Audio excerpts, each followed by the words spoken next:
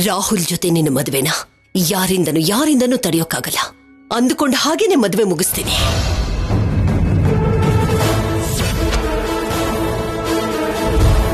Thank you aunty, thank you so much.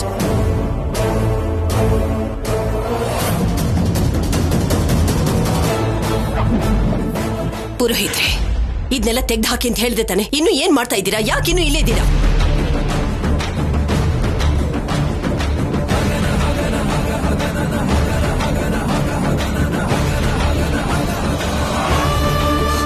Rahul, Rahul,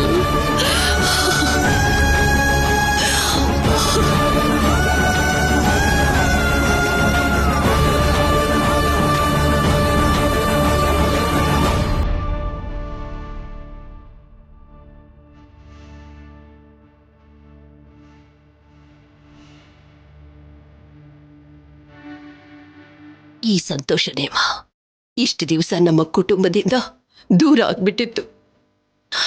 ಇಷ್ಟು ದಿವಸ ನಮ್ಮ ಕಣ್ಣಲ್ಲಿ ತುಂಬಿಕೊಂಡಿದ್ದ ಕಣ್ಣೀರನ್ನ ನೀನು ಆನಂದ ಭಾಷ್ಪವಾಗಿ ಮಾಡಿಬಿಟ್ಟೆ. ಈ ಮನೇಲಿ ಕಳೆದು ಹೋಗಿದ್ದ ಸಂತೋಷನ ನೀನು ಹಿಂದಿರುಗಿ ತಂದು ಕೊಟ್ಬಿಟ್ಟೆ. ಅಂಥ ನಿನಗೆ ನನಗೇನು ಮಾಡಿದ್ರು ಏನು ಕೊಟ್ಟರು ಅದು ಕಮ್ಮಿನೇ ಅಮ್ಮ. ಭಾಷಿಣಿ,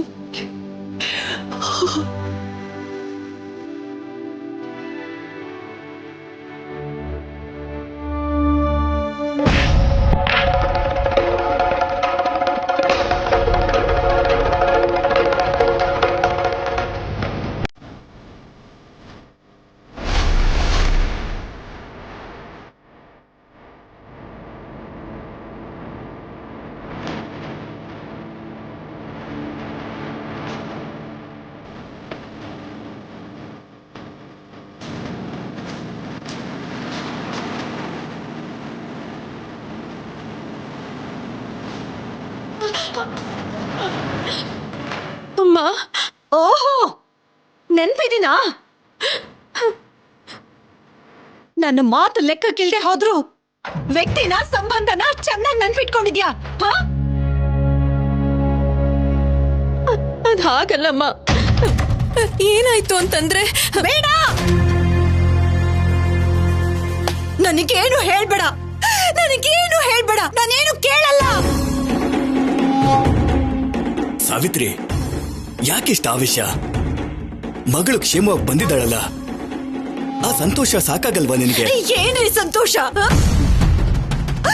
ಇಷ್ಟು ದಿನ ಎಲ್ಲಿದ್ಲೋ ಏನಾಗಿದ್ಲೋ ಒಂದು ಗೊತ್ತಿಲ್ಲ.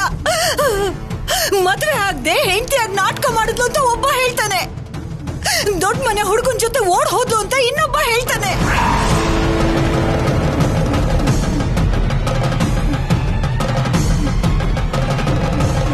ಆಹ್ವಾನಕ್ಕಿಂತ ಅವಮಾನಗಳನ್ನ ಜಾಸ್ತಿ ಆಗುವ ಮಾಡ್ಬಿಡ್ತಾನೆ. ಸಾವಿತ್ರಿ, ನೋಡಿ, ಯಾರೋ ಏನು ಹೇಳ್ಬಿಟ್ರು ಅಂತ ನೀವ್ಯಾಕೆ ಹಾಗಾಡ್ತಿದ್ದೀರಾ? ನಮ್ ಭಾಷಿಣಿ ಬಂಗಾರದಂತ ಹೆಣ್ಣು ಮಗಳು. ಅಂತ ಹೆಣ್ಮಗಳ ಮೇಲೆ ನೀವಿಬ್ರು ತಂದೆ ತಾಯಾಗಿ ಯಾಕೆ ಈ ರೀತಿ ಎಲ್ಲ ಮಾತಾಡ್ತಿದ್ದೀರಾ? ಏನಾಗಿದೆ ನಿಮಗೆ? ಎಲ್ಲಮ್ಮ ನಂಬಿಕೆ ಎಲ್ಲಿ? ಪೂರ್ತಿಯಾಗಿ ನಾಶ ಮಾಡ್ಬಿಟ್ರಲ್ಲ, ನಾಶ ಮಾಡ್ಬಿಟ್ರಿ.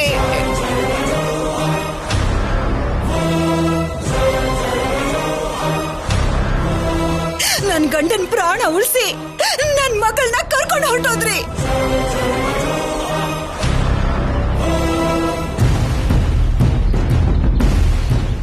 ಇವಳೇನೋ ಕೇರ್ ಟೇಕರು ಈಶ್ವರಿ ದೇವಿ ಅಂತ ನನ್ ಕಣ್ಣಿಗೆ ಮಣ್ಣೆರ್ಚಿದ್ಲು.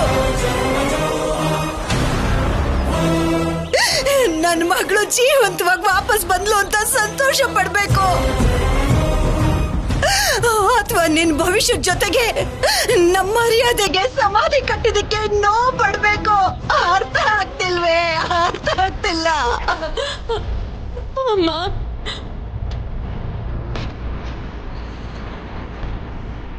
ರಾಹುಲ್, ಅಮ್ಮ ನೋಡಿ, ನಮ್ಮ ಸ್ವಾರ್ಥಕ್ಕೋಸ್ಕರ ಭಾಷಿಣಿನ ಈ ಮನೆಗೆ ಕರ್ಕೊಂಬಂದ್ವಿ ನಿಜಾನೇ.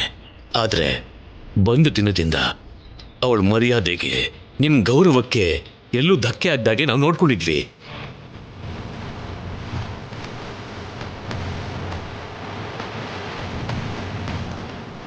ಆದರೆ ನಮ್ಮ ದುರಾದೃಷ್ಟದಿಂದ ಯಾರೋ ಗೊತ್ತಿಲ್ದಿರೋ ಶತ್ರುಗಳು ಮಾಡಿರೋ ತಪ್ಪಿಂದ ಭಾಷಿಣಿ ಹೆಸರು ಹೊರಗಡೆ ಬಂತು. ಅದೊಂದೇ ಸಾಕಲ್ವೇನ್ರಿ? ಬಿಂದಿಗೆ ಹಾಲಿಗೆ ಒಂದು ತೊಟ್ಟು ವಿಷ ಸಾಕಲ್ವಾ? ಸಾಕಲ್ವಾ? ಅಮ್ಮ, ನೀವು ದುಡ್ಡಿನ ಮತದಿಂದ ಆಗಿರೋದನ್ನೆಲ್ಲ ಮರ್ತು ಹೋಗ್ತೀರಾ. ಹೆಸರು ಹೊರಗಡೆ ಬರ್ತಿರೋ ಹಾಗೆ ಗರಿ ಗರಿ ನೋಟ್ ಕೊಟ್ಟು ಮುಚ್ಚ ಹಾಕ್ತೀರಾ.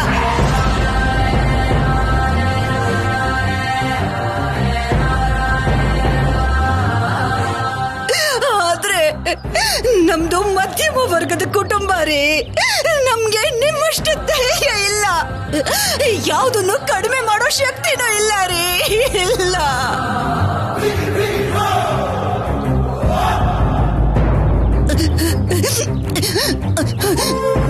ನನ್ ಮಗಳನ್ನ ಮದ್ವೆ ಮಾಡ್ಕೊಳ್ಳೋದಿಕ್ಕೆ ಅಮೆರಿಕದಿಂದ ನನ್ನ ಅಣ್ಣನ್ ಮಗ ಬಂದಿದ್ದಾನೆ.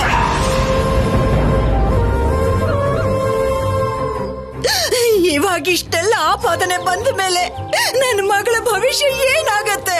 ಮಾತಾಡ್ರಿ. ನಿಮಗೇನ್ರಿ ಗೊತ್ತು ನನ್ ದುಃಖ?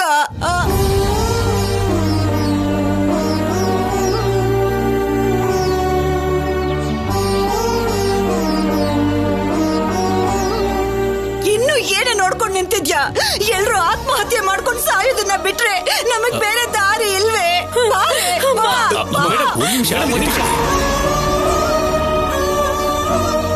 ನಿಂತ್ಕೊಳ್ಳಿ.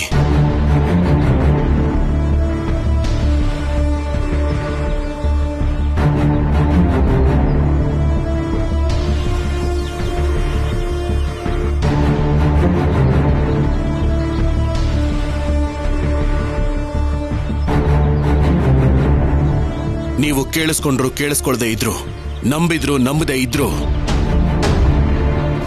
ನಡೆದಿರೋದ್ರಲ್ಲಿ ಭಾಷಿಣಿ ತಪ್ಪಂತೂ ಏನೂ ಇಲ್ಲ.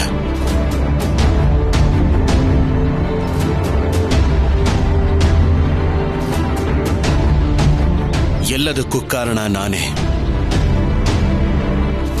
ನನ್ನಿಂದಾನೆ ಇವಳಿ ಮನೆಗೆ ಬಂದಿದ್ದು, ಇವಳಿಗಿಂತ ಪರಿಸ್ಥಿತಿ ಬಂದಿದ್ದು.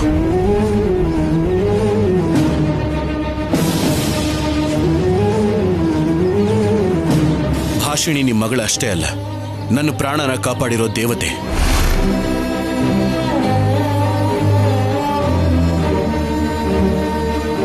ಅಂಥ ದೇವತೆ ಮೇಲೆ ನೀವು ನಿಂದನೆ ಹೊರಿಸೋದು, ದೋಷ ಮಾಡೋದು ಕೂಡ ತಪ್ಪು.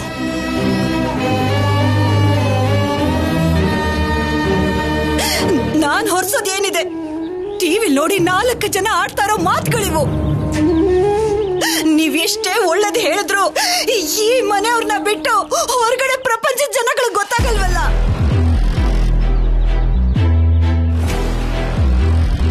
ಸರಿ, ಹಾಗಾದ್ರೆ ನೀವು ಯಾವುದನ್ನ ಸಮಸ್ಯೆ ಅಂತ ಹೇಳ್ತಿದ್ದೀರೋ ಅದಕ್ಕೆ ನಾನೇ ಪರಿಹಾರ ಹೇಳ್ತೀನಿ. ನನ್ನಿಂದ ಆಗಿರೋ ತಪ್ಪನ್ನ ನಾನೇ ಸರಿಪಡಿಸ್ತೀನಿ.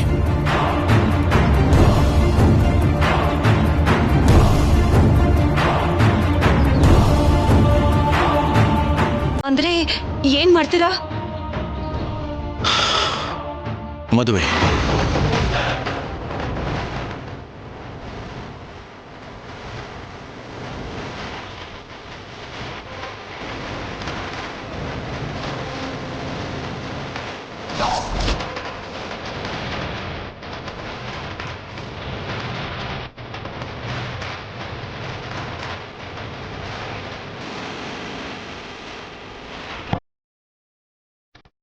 ಭಾಷಿಣಿಗೆ ನಾನೇ ಹತ್ರ ಇದ್ದು ಮದುವೆ ಮಾಡಿಸ್ತೇನೆ.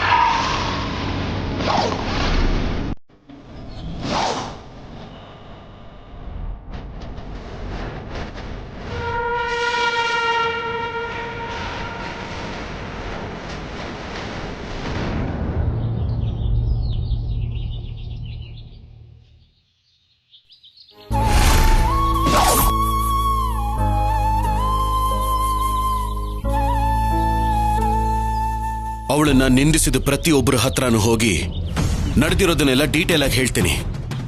ಇನ್ನು ನಿಂದಿಸೋ ಅವಕಾಶನೇ ಇಲ್ಲದೆ ಇರೋ ಹಾಗೆ ನಾನೇ ಅಡ್ಡವಾಗಿ ನಿಲ್ತೀನಿ.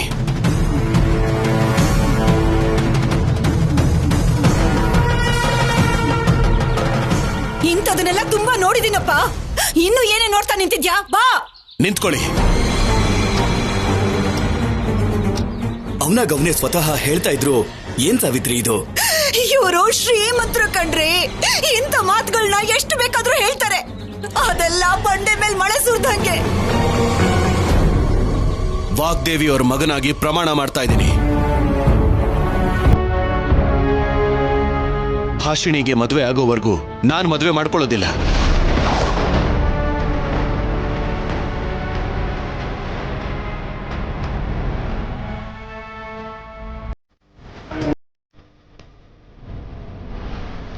ಅವಳ ಕುತ್ತಿಗೆಗೆ ತಾಳಿ ಬಿದ್ದ ಮೇಲೇನೆ ಈ ಮನೇಲಿ ಶುಭ ಕಾರ್ಯ ನಡೆಯುತ್ತೆ.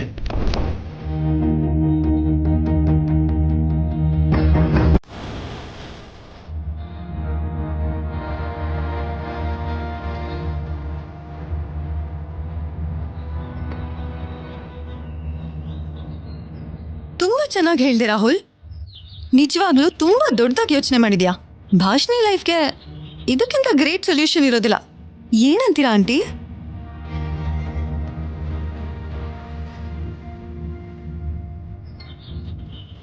ನಮ್ಮ ಭಾಷಿಣಿ ಮದುವೆನ ನನ್ನ ಕಣ್ಣು ಮುಂದೆನೆ ನಡೆಸಬೇಕು ಅಂತ ನಾನು ಅನ್ಕೊಂಡೆ. ಆದ್ರೆ ಆ ಕರ್ತವ್ಯನ ನೀನ್ ವಹಿಸ್ಕೊಂಡ್ಬಿಟ್ಟೆ ರಾಹುಲ್. ತುಂಬಾ ಸಂತೋಷ ಆಗಿದ್ಯಪ್ಪ.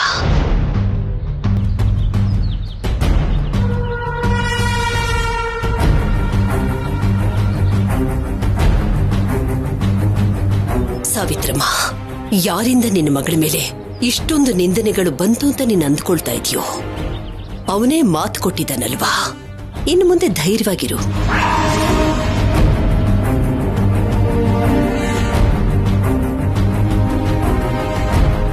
ಭಾಷಿಣಿ ಅಂತ ಹೆಣ್ಮಗಳಿಗೆ ಜನ್ಮ ಕೊಟ್ಟಿದ್ದಕ್ಕೆ ನೀನು ಹೆಮ್ಮೆ ಪಡಬೇಕೆ ಹೊರತು ನಿಜ ಯಾವುದು ಸುಳ್ಳು ಯಾವುದು ಅಂತ ತಿಳ್ಕೊಳ್ದೆ ಹೀಗೆಲ್ಲ ಆವೇಶ ಪಡಬಾರ್ದು. ಅರ್ಥ ಮಾಡ್ಕೊಳ್ಳಿ.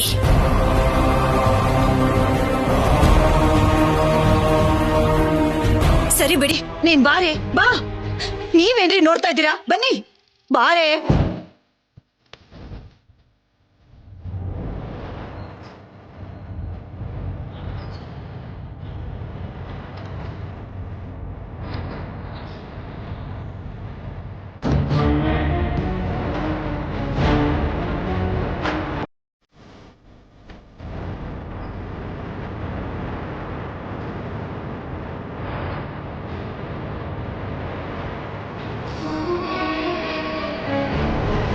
ರಾಹುಲ್ ಅವರೇ, ನೀವು ಮಾಡ್ತಿರೋದು ಸಹಾಯ ಅಲ್ಲ, ನನಗೆ ಕೊಡ್ತಿರೋ ಶಿಕ್ಷೆ. ಯಾವ ಸಂಬಂಧ ನಮ್ಮನ್ನ ಒಂದು ಮಾಡಿತ್ತು ಆ ಸಂಬಂಧದಿಂದಾನೇ ನನ್ನನ್ನು ದೂರ ಮಾಡಬೇಡಿ. ನನ್ನ ನೋವನ್ನ ಅರ್ಥ ಮಾಡ್ಕೊಳ್ಳಿ.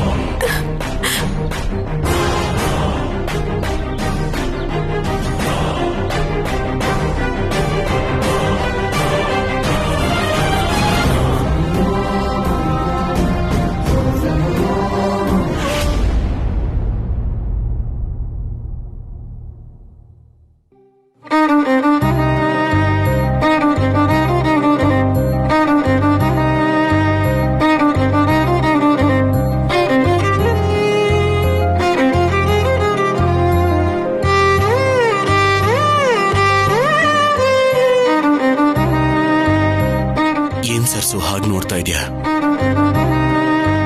ಭಾಷಿಣಿ ವಿಷಯದಲ್ಲಿ ನಾನು ತಗೊಂಡಿದ್ದ ನಿರ್ಧಾರದ ಬಗ್ಗೆನ, ಅಥವಾ ನೀನೇ ಅಂತ ನಂಬಿಸೋದಕ್ಕೆ ಕಷ್ಟಪಡ್ತಿರೋ ಅವಳು ಪ್ರೀತಿನ ಗುರುತಿಸಿದ್ದಕ್ಕ?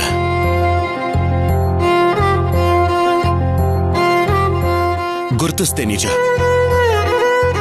ಆದ್ರೆ ಒಪ್ಕೊಳ್ಳೋದು, ಹೃದಯದಲ್ಲಿ ಜಾಗ ಕೊಡೋದು ಅಸಾಧ್ಯ ಅಂತ ನಿನಗೆ ಗೊತ್ತಿಲ್ವಾ? ನೀನು ನನ್ನ ಪಕ್ಕದಲ್ಲಿ ಇಲ್ದೇ ಇದ್ರು ಇದೆಯಾ ಅನ್ನೋ ನನ್ನ ಆಲೋಚನೆ, ನೀನಿರ್ತೀಯ ಅನ್ನೋ ನಂಬಿಕೆನೇ ನನಗಿಷ್ಟು ದಿನ ಜೀವನ ಕೊಟ್ಟಿದ್ದು. ನಿನ್ನ ಪ್ರೀತಿನ ಮಾತಿಗಿಂತ ಹೆಚ್ಚಾಗಿ ನಾನು ಕಣ್ಣಲ್ಲೇ ನೋಡಿದ್ದು, ಮೂಕ ಭಾಷೆನ ಮನಸ್ಸಿನಿಂದ ಸ್ಪಷ್ಟವಾಗಿ ಕೇಳಿಸ್ಕೊಂಡಿದ್ದು. ನನ್ನ ಪ್ರೀತಿಗೋಸ್ಕರ ನೀನು ಮಾಡಿದ ತಪಸ್ಸು, ನನ್ನ ಬಗ್ಗೆ ನೀನು ಯೋಚನೆ ಮಾಡಿದ ದಾರಿ, ನನ್ನ ಪ್ರಾಣಕ್ಕೋಸ್ಕರ ನಿನ್ನ ಪ್ರಾಣನು ಲೆಕ್ಕ ಹಾಕದೇ ಇರೋ ಹುಚ್ಚತನ, ಎಲ್ಲನೂ ಒಂದೊಂದಾಗಿ ನೆನೆಸ್ಕೊಂಡ್ರೆ ನಿನ್ನ ದೊಡ್ಡತನ ಏನು ಅಂತ ಅರ್ಥ ಆಗ್ತಾ ಇದೆ ಭಾಷಿಣಿ.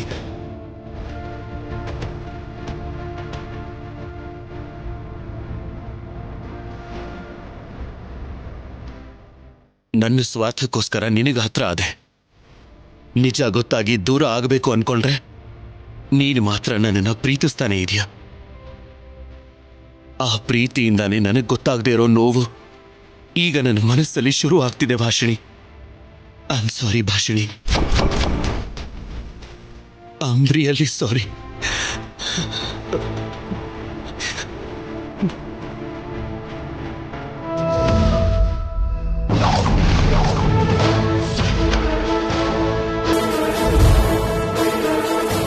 ಅವಳು ಭಾಷಿಣಿ ಅಲ್ಲ, ಸರಸು.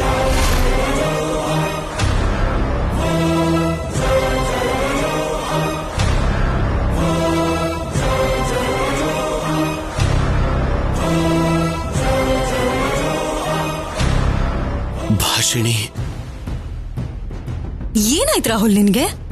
ಸರಸುನ್ ಬಿಟ್ರೆ ನನ್ನ ಲೈಫಲ್ಲಿ ಬೇರೆ ಯಾರೂ ಇರೋದಿಲ್ಲ ಅಂತ ಅನ್ನೋನು ಇವಾಗೇನು ಸರಸುನ ಹಿಡ್ಕೊಂಡು ಭಾಷಿಣಿ ಅಂತಿದ್ಯಾ?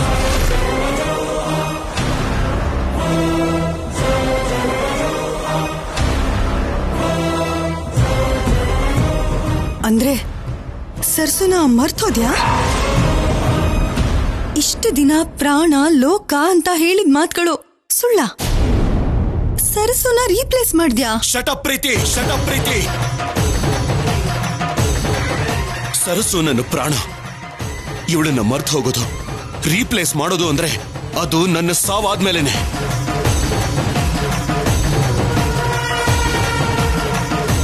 ಮತ್ತೆ ಅಷ್ಟೊಂದು ಪ್ರೀತಿ ಇರೋನು ಸರಸುನ ಹಿಡ್ಕೊಂಡು ಭಾಷಿಣಿ ಅಂತ ಯಾಕೆ ಹೇಳ್ದೆ?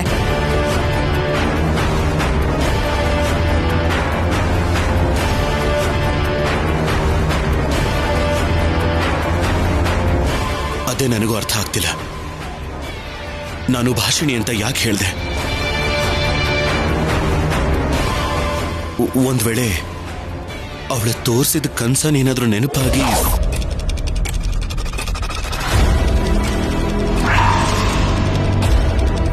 ರಾಹುಲ್, ಅದು ಕನ್ಸನ್ನಲ್ಲ, ಆ ಭಾಷಿಣಿ ಮಾಡ್ತಿರೋ ಕುತಂತ್ರ. ಈ ಮಾತುಗಳನ್ನ ಹೇಳ್ತಿರೋದು ನಾನಲ್ಲ, ನೀನು. ಒಂದ್ಸರಿ ಅಲ್ಲ, ನಿಜ ಗೊತ್ತಾದ ಪ್ರತಿ ಸರಿ ನಮ್ಮೆಲ್ರ ಮುಂದೆ ಬೈತಾ ನೀ ನನ್ ಮಾತುಗಳೇ. ಅಂತ ನಿನ್ನನ್ನೇ ಬದಲಾಯಿಸಿದಾಳೆ ಅಂದ್ರೆ ಅವಳ ಆಕ್ಟಿಂಗ್ ಯಾವ ರೇಂಜ್ ಅಲ್ಲಿದೆ ಅಂತ ನೀನೇ ಅರ್ಥ ಮಾಡ್ಕೋ. ದುಡ್ಡುಗೋಸ್ಕರ ನಾಟಕ ಮಾಡೋಕ್ ಬಂದಿದ್ದಾಳೆ. ಆ ದುಡ್ಡಿಗಿಂತ ಈ ಸ್ಟೇಟಸ್, ನಮ್ ರೇಂಜ್ ಇಷ್ಟ ಆಗಿ ನಿನ್ನ ಅಟ್ರಾಕ್ಟ್ ಮಾಡ್ಬೇಕು ಅಂತ ಹರಸಾಹಸ ಮಾಡ್ತಿದ್ದಾಳೆ. ಅಂತೂ ಅವಳೆ ಗೆದ್ಲು. ಪ್ಲೀಸ್ ರಾಹುಲ್, ಇನ್ನು ನೀನು ಅವಳ ಮಾಯಲ್ಲಿ ಬಿದ್ದು ನಿನ್ನ ನೀನು ಮೋಸ ಮಾಡ್ಕೊಂಡು ನನಗೆ ಅನ್ಯಾಯ ಮಾಡ್ಬೇಡ. ಅವಳು ಸರಸು ಅಲ್ಲ ಅಂತ ಗೊತ್ತಾದ್ಮೇಲೆ ಕೂಡ ದೂರ ಇಡೋದನ್ ಬಿಟ್ಟು ಯಾಕೆ ಕನ್ಫ್ಯೂಸ್ ಆಗ್ತಿದ್ಯಾ? This is not correct Rahul, this is not correct.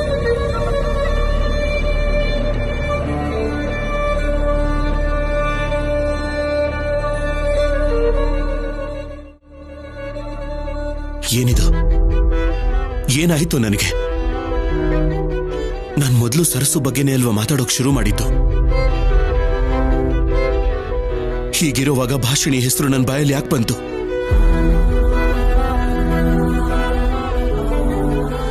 ಇಲ್ಲ, ನಾನು ಹೀಗೆ ಮಾತಾಡಬಾರ್ದು, ಈ ತರ ಯೋಚನೆನೂ ಮಾಡಬಾರ್ದು. ಈ ಕನ್ಫ್ಯೂಷನ್ನ ಕ್ಲಿಯರ್ ಮಾಡ್ಕೋಬೇಕು ಅಂದ್ರೆ ನಾನು ಒಂದ್ಸಲ ಭಾಷಿಣಿ ಹತ್ರ ಮಾತಾಡ್ಲೇಬೇಕು.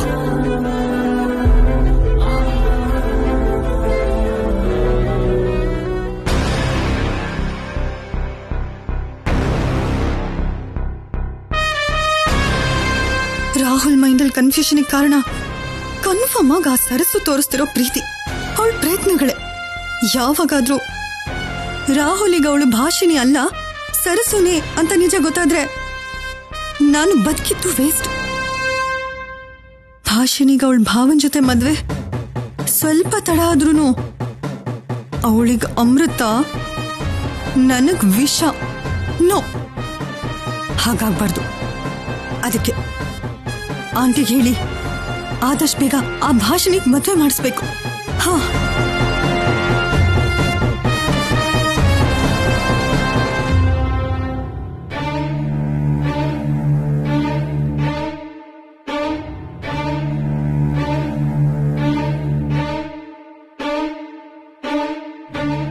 ಭಾಷಿಣಿಯಿಂದ ರಾಹುಲ್ಗೆ ಆಗ್ಬೇಕಾಗಿರೋ ದೊಡ್ಡ ಅಪಾಯನ ತಪ್ಪೋಯ್ತು. ಹಾಗಂತ ಈ ವಿಷಯನ ಇಲ್ಲೇ ಬಿಡೋದಕ್ಕಾಗೋದಿಲ್ಲ. ಇದ್ರ ಹಿಂದೆ ಯಾರಿದಾರಂತ ನಾವು ತಿಳ್ಕೊಂಡ್ರೇನೆ ನಮಗೂ ಧೈರ್ಯ ಬರೋದು. ಪ್ರೊಫೆಷನಲ್ ಆಗಿ ಪರ್ಸನಲ್ ಆಗಿ ಕೂಡ ನಮ್ಗೆ ಯಾರು ಶತ್ರುಗಳು ಇಲ್ವಲ್ಲ ಡ್ಯಾಡ್. ಕೆಟ್ಟದ್ದು ಮಾಡಿದವ್ರಿಗೆ ಯಾವಾಗ್ಲೂ ಭಯ ಇದ್ದೇ ಇರುತ್ತೆ. ಆ ಭಯದಿಂದನೇ ಅವರಿಗೆ ಹೊರಗಡೆ ಬರೋದಕ್ಕೆ ಆಗದೆ ಹೋಗೋದು.